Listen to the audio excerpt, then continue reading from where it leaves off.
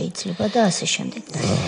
თქვენ დღეს მიუხედავად იმისა, რომ ქართული ოცნება რაც მოვიდა თქვენი მონაწილეობით ხელისუფლებაში, მას შემდეგ მიუხედავად იმისა, რომ თქვენ საქმეზე დადგა განაჩენი, დადგინდა, რომ მიხეილ სააკაშვილმა დაუკვეთა თქვენი მაშინდელი დეპუტატის ლიკვიდაცია, სასწაულებრივად გადარჩით პრაქტიკულად, რომ შემსრულებელი იყვნენ ვანო მერაბიშვილი და ერეკლე კოდუა და ის პირები, ვინც შემდეგ თქვენ პროკურატურაში უკვე იხილეთ, მიუხედავად ამისა, დღევანდელი თქვენი მობრძანება არის ძალიან მნიშვნელოვანი.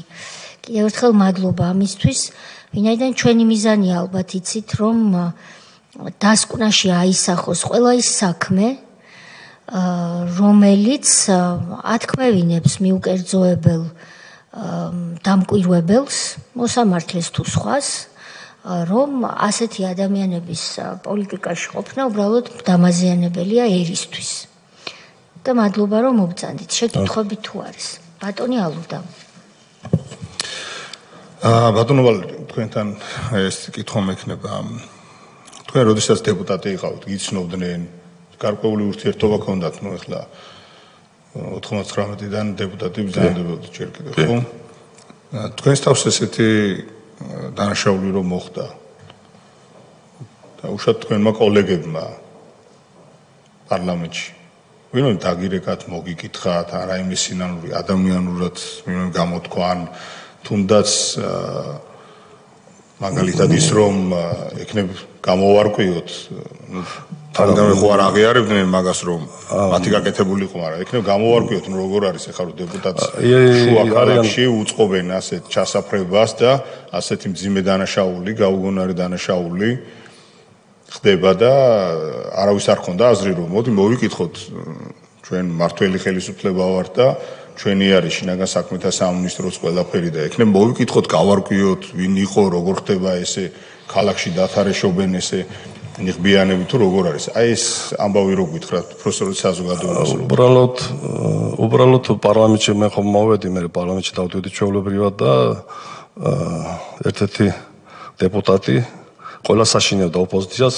სახელი და გვარიც რო გითხრათ, ავტობუსიდან რო ჩამოაგდეს. მოაგდეს, მაგრამ სახელი და გვარი რო გითხრათ. ავტობუსში რო შევარდა კირკიტაძე ყველა საშინეობდა თუ ხილათ არ იყავით ოპოზიციას ეუბნება და უარესი მოგიგებთ ვიდრე გელაშვილსო. და 100%-იანად. თქვენ არ გითხეს რომ თქვენ არ გითხეს. არა, მე არ შევკითხე ვარ, მაგრამ მე ახლა ნაციონალურ მოძრაობასთანაც ვიღაცებთან მე დათო ბოჟიშვაშვთან მეგობრობდი, გიგი წერელთან მეგობრობდი და მე მაგათ ეჭვიც არ შეპარვიათ და ყოველთვის მირეკავდნენ და მე ვერაფერს ვერ ტყვირო, მაინც დაჟე კენჭისყრის დროსაც გავიდნენ და ჩემს წინამდე კენჭერი არ მიცეს. ეს იყო გია ბარამიძე, გიგი წერეთელი და ბეჟუაშვილმა აიგეს ბარათები გავიდნენ და ჩვენ ვალერეს წინამდე ხმას არ მიცეთ. იმიტომ ვილნიუსში თქვენს დეპუტატის უფლებამოსილების შეწყვეტაზე ჩემს წინამდე ხმა არ მიცეს. წინააღმდეგ მაინც არ მიცეს. იმიტომ მეგობროდი ჩემთან ვილნიუსში იყვნენ ხოლმე და პროსტო მაინც თავში არ მიცეს ხმა. არა. გავიდნენ, გაიპარნენ. არა, პირდაპირ უთხრეს და ჩვენ მეგობრობთ ვალერესთან და მის წინამდე ხმას ვერ მიცეთ. პირდაპირ უთხრეს. ერთ-ერთ ინტერვიუში თქვენ ადრე ბრძანებდით, რომ მიხეილ სააკაშვილი იმდენად, ასე ვთქვათ, ნუ თავიდან ყოველ შემთხვევაში, ანუ ეს ალბათ ამ როდესაც თქვენ შორის შეთანხმება იყო შემდეგ არის სანამ გავიდოდნენ ამ შეთანხმებიდან და რაღაცა რომ თქვენ ბრძანებდით, რომ ჩემთან აქ ვილნიუსში თუ არსები ვილნიუსთან ჰქონდათ ჩართვა ერთ-ერთი სატელევიზიო ეთერში და იქ ბრძანებდით, რომ ვილნიუსშიც კი ჩამოდიოდნენ და უკვე როგორც პრეზიდენტი ასე შემდეგ და ჩემთან სახლში მასპინძლობდნენ და გასაღებიც ჰქონდაო, რომ შემოსულიყო. აი პრეზიდენტი როდესაც არის ადამიანი და ასე ვთქვათ თავისუფლებას აძლევს, ხო იქ პროტოკოლით არის, როგორ სად უნდა დარჩეს, როგორ უნდა იყოს და ესე ანუ გასაგებია რომ ყველაფერი უკაცრავად და ფეხებზე ეკიდათ, მაგრამ შეეძლოთ რომ აი თქვენ ადასტურებთ დღეს რომ ესე დაუშვათ საზღვარგარეთ, მაგალითად თქვენთან, თქვენს ბინაში ესე მოდიოდნენ. არა, საზღვარგარეთ ხოლოდა მე სასტუმრო მქონდა ძველ ქალაქში და სადაც იქ მოდიოდნენ და მე ყოველთვის ვიღეთ სტუმრად და თავისუფლად შეელოთ ყველაფერი. მე ვაძლევდი სახში არა, სასტუმრო მქონდა ძველ ქალაქში და იქ ვაძლევდი უფლებას ყველა ჩამოდიოდნენ დელეგაციები და მე ყოველთვის თეატრ მადლობა. ბატონი ირაკლი, ბატონი ილია. უბრალოდ კითხვა არა მაქვს, ერთი შტრიხი მინდა ამ საქმეში.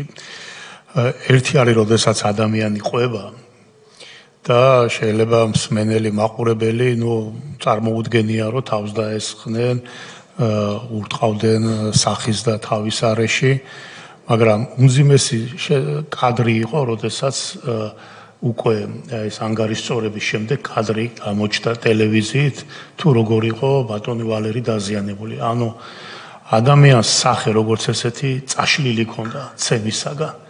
და როცა რამოდენიმეჯერ ახსენა, რომ სხვადასხვა ტიპის მუქარა იყო ხოლმე, ზოგადად საზოგადოების თუ დეპუტატების მიმართ მიმართული, რომ შეიძლება უარესიც დაგემართოთო.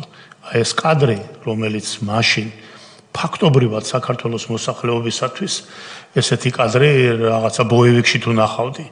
ესეთი კადრი, ცოცხალი ადამიანი, მათი თანამოქალაქე, ესეთი ნაცემი ფაქტობრივად ნანახი არ ყავდა საზოგადოებას. ამიტომ ეს იყო ერთგვარი შოკი მართლა საზოგადოებაზე, აი რა მოუვა იმას, ვინც ურჩობს, ან ვისაც, ასე ვთქვათ, რაიმე სხვა დამოკიდებულება აქვს სააკაშვილთან ან მის ხელისუფლებასთან.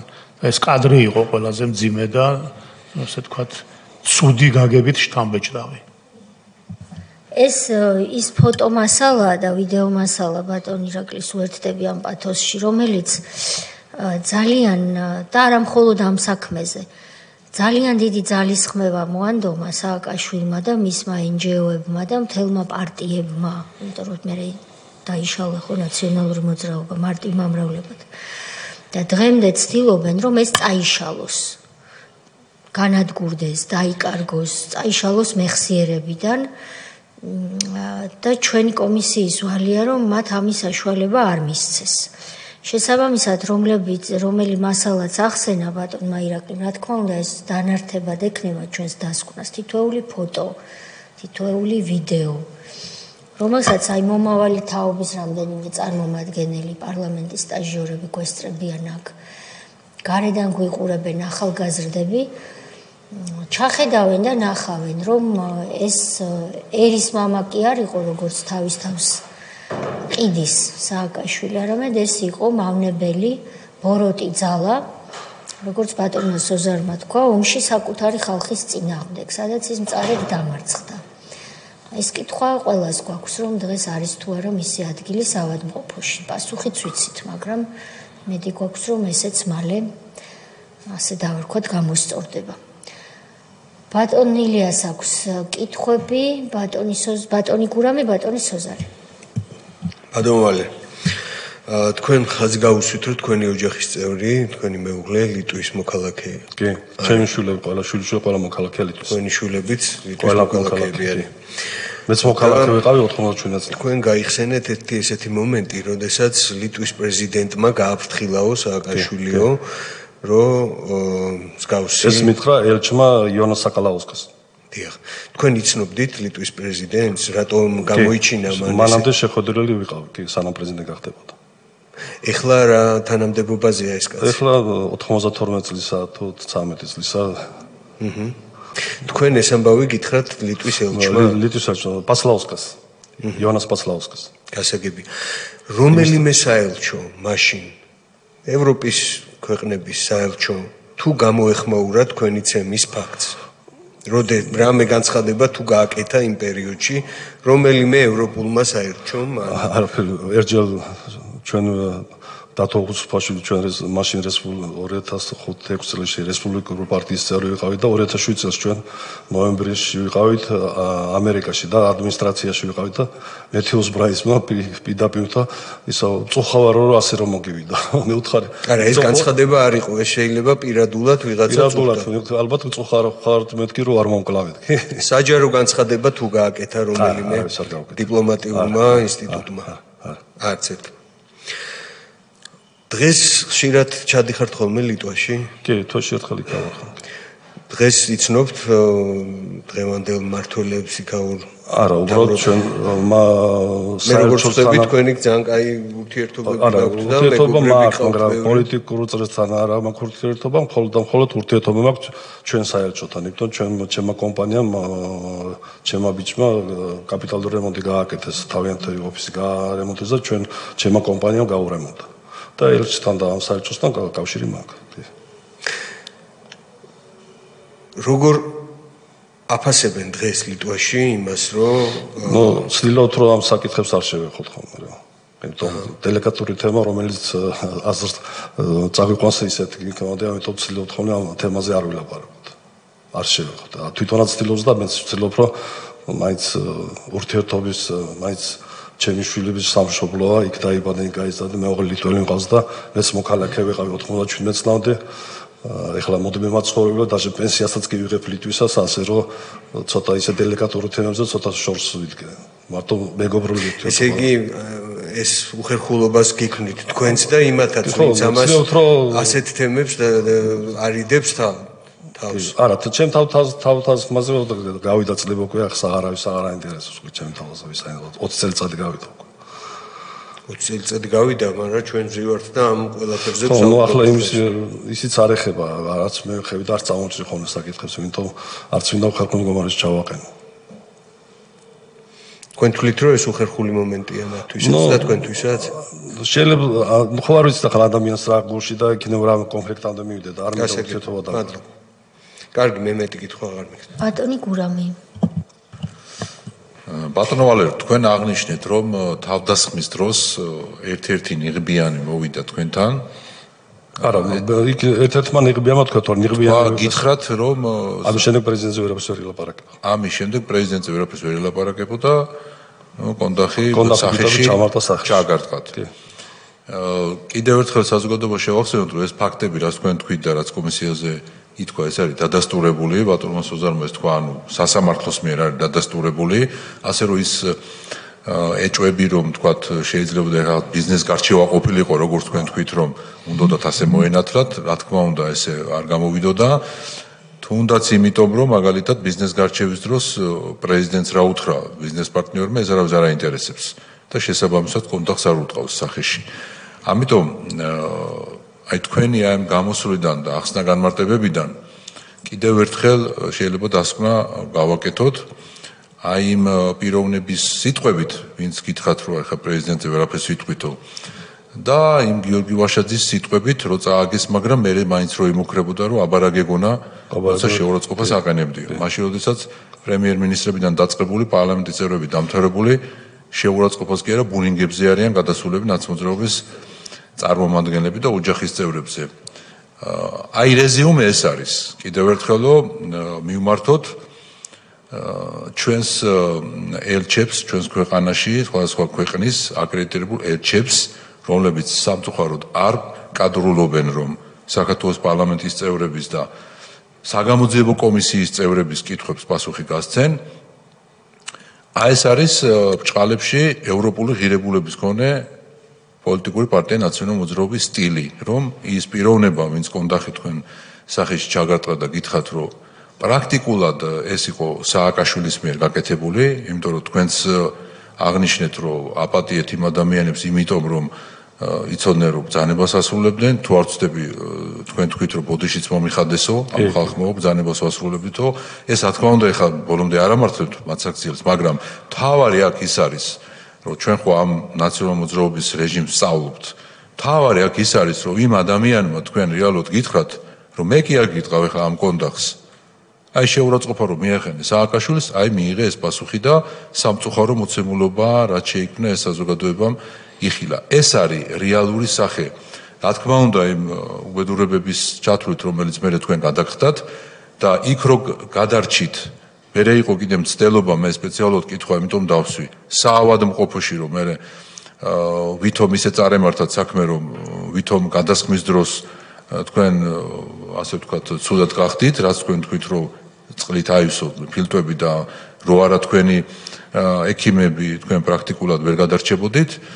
ეს მოცემულობა არის ზუსტად შექმნილი აი თქვენს ახლა ახსნა განმარტებებში, რომ რეალური სახე ევროპული ღირებულების ბჭყალებში პარტიის ნაციონალური მოძრაობის, რომელიც იგივე ბატონმა ირაკლიმ რას თქვა, რომ სახე დაანახა საზოგადოებას, რომ რიგითი მოქალაქე კი არა, პარლამენტის წევრი, ცნობილი ბიზნესმენიც კი აღმოჩნდება აი ამ სახით და ამ მდგომარეობაში, ვინ შეეწინააღმდეგება არა მარტო, უბრალოდ შეურაცხყოფას მიაყენებს თანამდებობის პირს და დღეს კიდევ და კიდევ ელჩების საყურადღებოდ მინდა თქვა. აი ეს გამოხატვის თავისუფლება არ იყო მაშინ, როცა დაუშვათ პიროვნებამ პრეზიდენტის მიმართ გამოხატა თავის დამოკიდებულება. თუნდაც შეიძლება შეურაცხყოფელი, მაგრამ დღეს შეურაცხყოფა კი არა.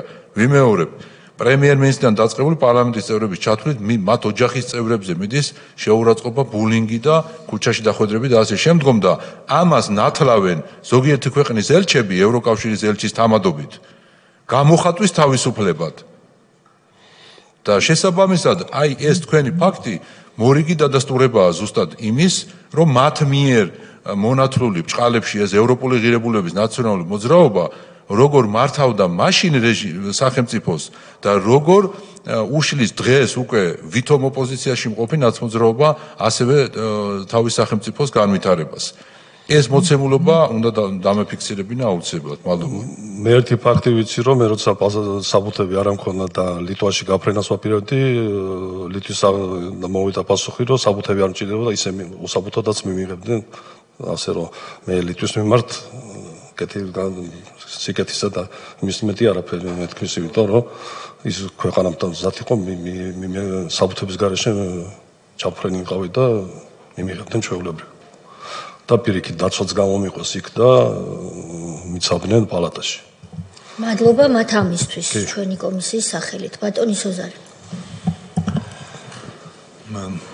თქვენ შეგიწყვეტეს უფლებამოსილება პარლამენტის წევრის, იმიტომ რომ იყავით ბიზნესმენი. საქართველოს პარლამენტში ბიზნესმენები ყოფილა ყველა მოწვევაში და ძალიან ბევრი და მსოფლიოში ალბათ 2-3 ქვეყანაა, სადაც პარლამენტში არ არიან ბიზნესმენები. ჩრდილო კორეა, არც კუბაში ადრე არ იყვნენ, შეიძლება ახლა უკვე იქ არიან, შეიძლება აი მართლა 2-3 ქვეყანა იყოს. თუმცა მით უმეტეს საქართველოს პარლამენტში იყო 2 პარტია, რომლებიც პირდაპირ აი როგორც ბიზნესმენთა გაერთიანება ისე მონაწილეობდნენ სხვადასხვა დროს, ეს იყო მრეწველობა გადაარჩენს საქართველოს და ეს იყვნენ ახალი მემარჯვენეები.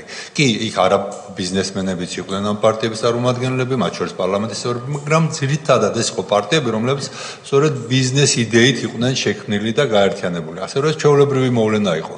თუმცა პარლამენტის წევრობას აქვს ბიზნესმენის პარლამენტის წევრობას აქვს გარკვეული შეზღუდვები და გარკვეულ წესებს უნდა ემორჩილებოდეს, რომ ის უშუალოდ არ უნდა მონაწილეობდეს ბიზნესის მართვაში.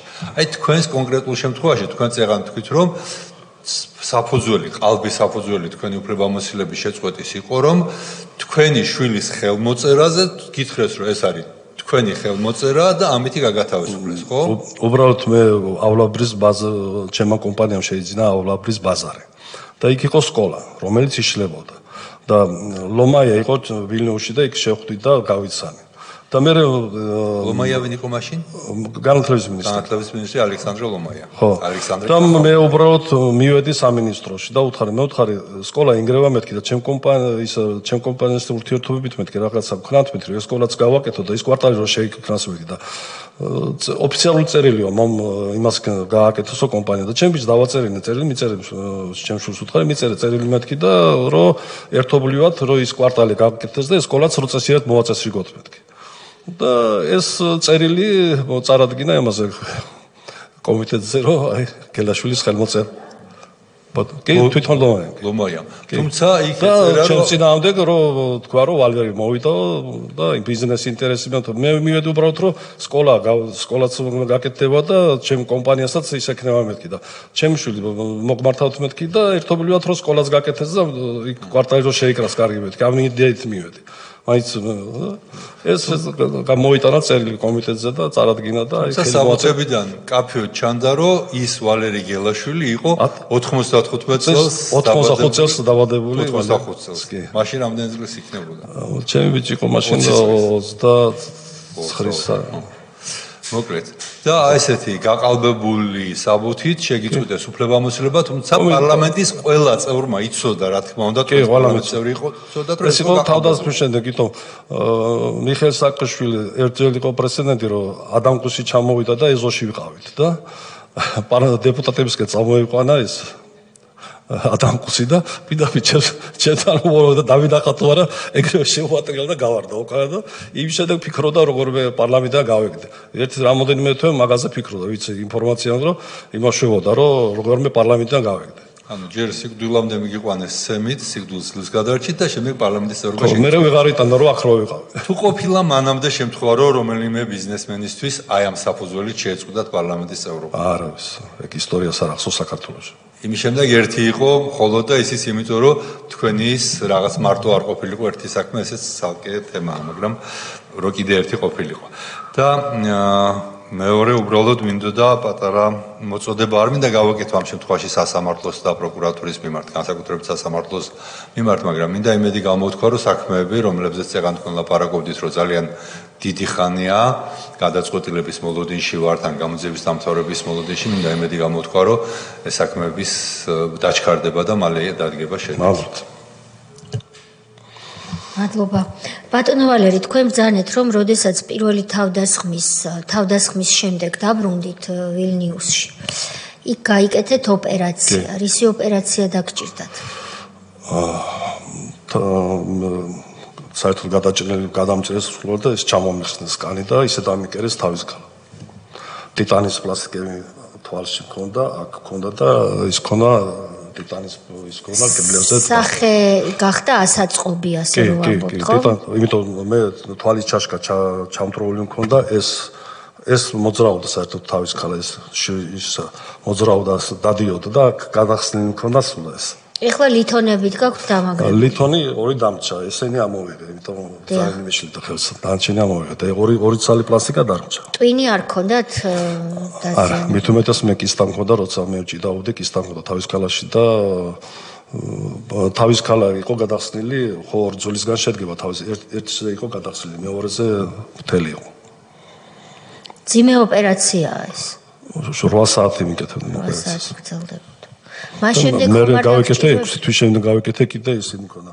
ეს საერთოდ ცხვირი ჩაჩანსუის იყო. ცხვირულებად იყო და ცვალზე ოპერაცია. მე მეორეც ეს გავიკეთე. ეს ორი ოპერაცია დაგჭირდათ, ორივე უმძიმეს, კი ბატონო. საქართველოში რო დაბრუნდით, შემდეგ კიდევ ხომ არ გაგიწევიათ რაიმე ტიპის ფინანსური დახმარება იმ ხელისუფლებისთვის? არაფერი. არა, უბრალოდ მე ბლოკირებული ვიყავი როგორც აქ ფინანსურად. საშუალება არ მქონდა რამის გაკეთების.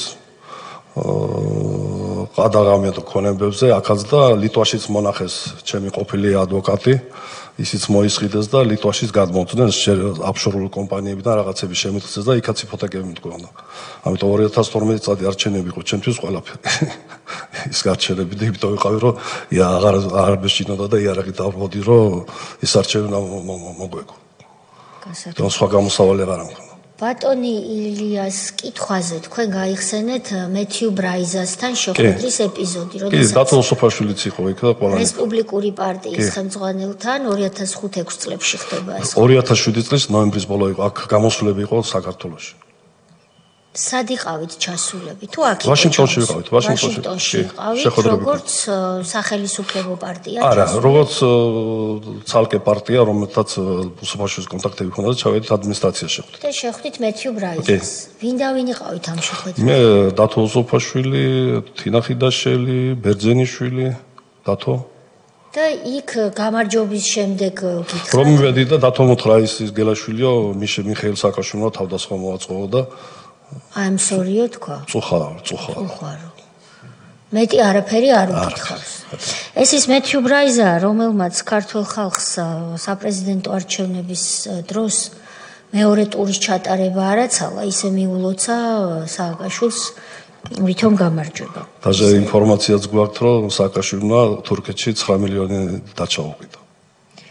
გასაკვირი ეს არ იქნება, მაგრამ ეს ძალიან მტკივნეულად გვახსოვს ბევრს, როდესაც ჩვენი საარჩევნო უფლებები მათიუ ბრაიზამ ამ ერთი განცხადებით უხეშად შელახა, როდესაც არ გვაცალა ქართულ ხალხს ჩვენ თვითონ დაგვეთვალა და გადაგვეწყვიტა იყო თუ არა მეორე ტური ჩასატარებელი და პირველი ტური დასრულებული არ იყო. მიუხედავად იმისა, რომ სათუო იყო პირველი ტურის შედეგი, ბრაიზამ მიულოცა სააკაშვილს და ამით დააკანონა როგორც ემისარმა უცხო ქვეყნის სააკაშვილის პრეზიდენტობა ამ ქვეყანაში. რაც შეეხება ბიზნეს გარჩევის თეორიას, რომ თქვენ ძანეთ, რომ თავს დამესხნენ, გათვლა იყო იმაზე, რომ არ გადავრჩებოდი და შემდეგ ამას გაასაღებდნენ, რომ სახელმწიფოს ხელით კი არ მოხდა ეს მკვლელობის მცდელობა, არამედ იყო ბიზნესმენებს შორის გარჩევა. აი საიდან გაქვთ ეს ინფორმაცია, რომ ასეთი სცენარი? ორი ადამიანი უკვე გამზადებული ყავდათ მოწმეები უკვე. ვინ? ინფორმაცია მაქვს, მაგრამ ვინ არ ვიცი. ორი ადამიანი უკვე მოწმეები ყავდათ გამზადებული, რომელიც ადასტურებდნენ, ვითომ მანქანიდან დიდი მეშოკი ფული გადაიტანეს. მე ხო ინტელექტუალში ვიყავი, $10,000 მოხსენი და ძაღლის საჭმელი ვიყიდე ორი დიდი მეშოკი და მე თო მანქანაში და ერთი მეშოკი გადაიხეს, რომ ვითომ ხალხს დაანახეს, რომ ვითომ მეშოკი ფული გადაიტანეს მანქანიდან. ესეთი ინციდენტი იყო. ვინ მოგცათ ეს ინფორმაცია? რამდენად სარწმუნოა? სარწმუნოა. აიღეთ ამოიღეთ ჩემი თავდასხმის საქმე. იქ არის ეს. იქ არის ეს. კი ბატონო, და ეთანხმებით იმ ფაქტებს, რაც იქ არის, ხო? სისხლის კი, ორი ადამიანი ვიცი მოწმეთ ყავდათ. კი ბატონო. მაგრამ მეორე ფაქტი იყო კიდე, რომ მე როცა თავდასხმის დროს ჩემი დირექტორი იყო გია ყურაშვილი, გენერალი არის გია ყურაშვილი. აფხაზეთის შინაგან საქმეთა მინისტრი იყო ჩემი მეგობარია, ერთად ბავშვიდან ერთმანეთს და ჩემი დირექტორად ყავდა ჩემი კომპანიის. იმან შეამჩნია კოდოა, იმიტომ იცნობდა მანქანაში და რომ მოვიდა გიას უთხარი, გია მეთქი, მდგომარეობა შევინარჩუნეთ მეთქი, იმ წუთში მოვუთხარი რა, რომ შეიძლება გავითიშო მეთქი და იმიტომ მივიდი ხანდახან ვცნობდი რომ მივდიოდი. და მოვუთხარი გია მეთქი, არაფრის დიდებით ოპერაციას არ დათანხმდებით რა. გააფრთხილებ გია მეთქი. ხო და იქ საავადმყოფოშივე ექიმი ცდილობდა მოკვდება თუ არ გავჭერეთ, და გია ვალერამ რაღა თქვა, всё, შანსი არაფერს. კი, ერთგულად ბოლომდე. კი. კი ბატონო. თორე საავადმყოფოშივე გაჭრა უნდა და ალბათ დამტოვდნენ ზად.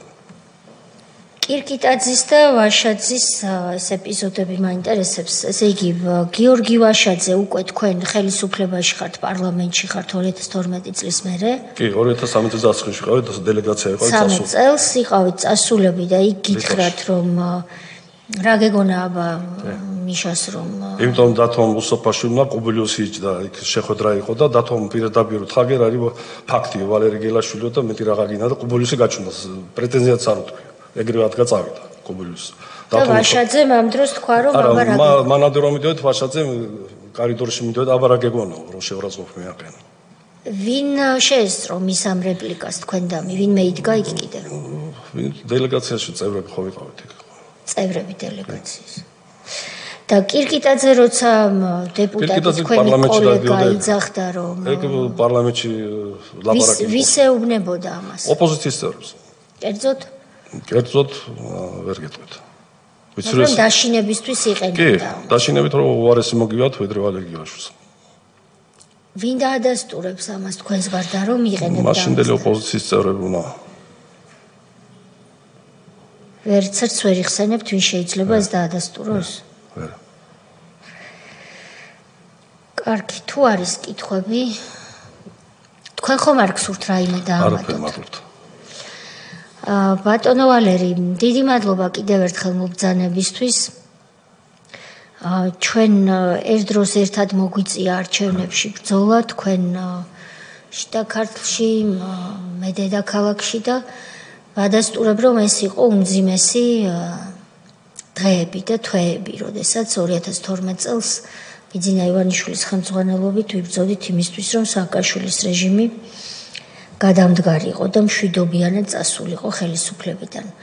მადლობა თქვენ ამ ბრძოლისთვის, მომბრძანებისთვის მადლობა. მაგრამ ქალბატონია მე ამას არ ვიმსახურებ. ბატონო? ამას არ ვიმსახურებდი. ეგ რა არის? ჩემი საქმეები დამთავრებული. დაბრძანეთ თუ შეიძლება ბატონო ვალერი, დაბრძანეთ ჩვენ ხომ აქ მშვიდობიანად საუბრობთ. ეს საქმეები დაუსრულებელი რომ არის, გულისხმობთ გემთმშენებლობის ნაწილში პროკურატურაში შეტანის საჩივარს და მიხეილ სააკაშვილის ჯარიმის გამო რომ კიდე ქონება მიმატაინოს ჩვენმა ხელისუფლებამ. გასაგებია და რაც იმიტომ რომ ეს ჯარიმა არ გეკუთვნოდათ ესე თქვით. არ გაგისაჩივრებიათ? ამ ხელისუფლებამ საკუთარ ხელისუფლებას უჩივლო? იცით რა ვის გამოც ვიბრძოლე 2012-ში? რატო სააკაშვილის ჯარიმას თუ გასაჩივრებდით ეს ხელისუფლება რა შუაშია? ამ ხელისუფლებამ ეს ჯარიმა გაგინახევრათ ხო ასე 2 მილიონი გაპატიათ. კი.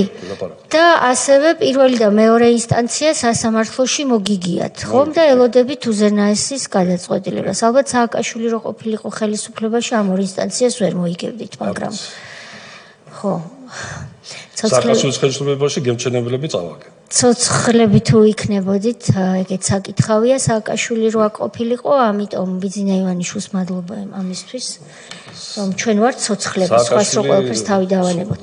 უკვე წარსული ისტორია. წარსული ისტორია არ არის, იმიტომ რომ მე არ ვიცი როგორ ჩანს ეს ვილნიუსიდან, რომელიც დღეს ყველას გვასანქცირებს და სანქციების ქვეშ გვამყოფებს, არც ამას ჩვენ არ ვიმსახურებთ თქვენი მეორე მოქალაქეობის სახელმწიფოსგან. მაგრამ იქიდან როგორ ჩანს ეს არ ვიცი, მაგრამ სააკაშვილი წასული არსად არ არის, ცდილობს დაბრუნებას. ამიტომაც მუშაობთ ჩვენ იმისთვის, რომ ეს არ მოხდეს.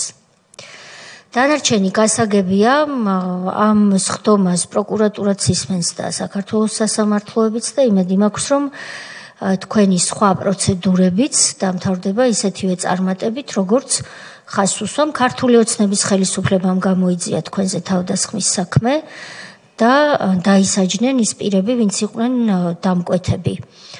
შესაბამისად, ესეც უნდა აღინიშნოს ხმამაღლა, რომ არა ეს ფაქტობრივი გარემოებები დღეს დადგენილიც კი არ იქნებოდა. ამიტომ მადლობა პროკურატურას ამ საქმის გამოძიებისთვის და ის საქმე, რომელიც შეტანილი გაქვთ, იქ იმედი მაქვს, რომ მალე დადგება ის შედეგი, რომელიც თქვენ მოგწონთ და რომლისკენაც ისწრაფვით. დიდი მადლობა მობრძანებისთვის, ახლა უკვე ნახვამდის. სამდივნოს ვთხოვ, რომ გავაცილოთ. მოსასვლელი და მოწვეული პირებისთვის მინდა განმარტო, რომ აქ კომისია წყვეტს, ვინ როდის დატოვებს დარბაზს.